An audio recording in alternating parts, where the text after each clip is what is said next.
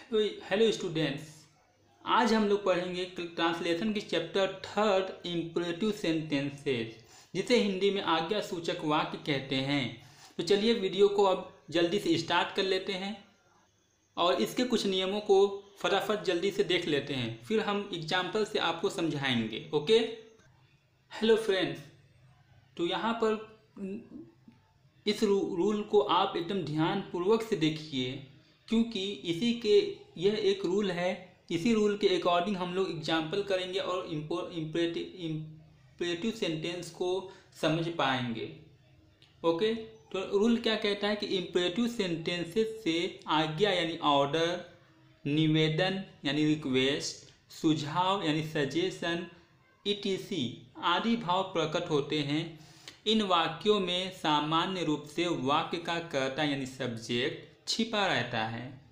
अतः अफर्मेटिव यानी positive sentences क्रिया यानी वर्ब से आरंभ यानी स्टार्ट होते हैं।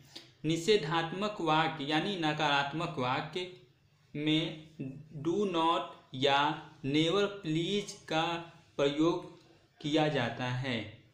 ओके, कभी कभी प्लीज वाक्य के अंत में भी प्रयोग किया जाता है, चूँकि इम्परेटिव सेंटेंसेज में कर्ता छिपा रहता है। अतः वाक्य के आरंभ में वर्ब की फर्स्ट फॉर्म का ही प्रयोग किया जाता है। ओके, अगर आप चाहें तो वीडियो को पुश करके आप अपने कॉपी में नोट कर सकते हैं इस रूल को, क्योंकि ये बहुत इम्पोर्टेंट रूल है। अक्सर लोगों को मिस्टेक होती हैं, इसलिए आपसे निवेदन है कि अगर आप चाहते हैं कि इस इम्परेटिव सेंटेंस को एकदम अच्छे से आप अपने माइंड में स्टोर कर सकें, तो आप इसे अपने नोटबुक में लिख लीजिए और इसे देखकर समझ लीजिए अच्छे से। ओके, और भी इस रूल को क्लियर करने के लिए एग्जाम्पल लेकर हम लोग समझेंगे। ओके, तो सबसे पहला एग्जाम्पल हम लोग लेते हैं, जैसे गो आउट। आप जानते हैं कि यह जो है वर्ब से स्टार्ट होता है, इसलिए गो आउट इसका मतलब आपको मालूम है। ठीक है, इसका मतलब यह हुआ कि हम जानते हैं कि इसमें इम्परेटिव सेंटेंस में क्या है कि कर्ता छुपा होता है। तो गो आउट मीन्स क्या हुआ, यू गो आउट, मतलब बाहर जाओ, यानी तुम बाहर जाओ। अंडरस्टैंड। एक और example, thank him means you thank him, ये भी पॉजिटिव सेंटेंस है। डू नॉट सिट हियर, यहाँ मत बैठो, ये नेगेटिव सेंटेंस है।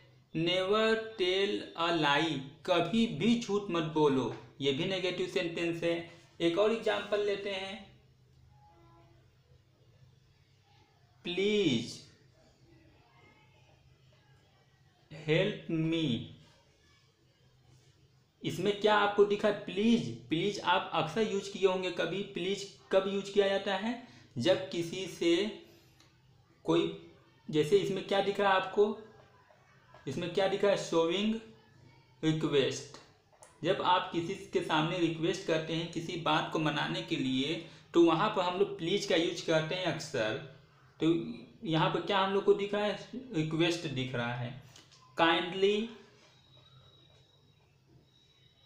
हेल्प मी, यहाँ पर आपको क्या दिख रहा है, यहाँ पर भी आपको रिक्वेस्ट ही दिख रहा है। अंडरस्टैंड।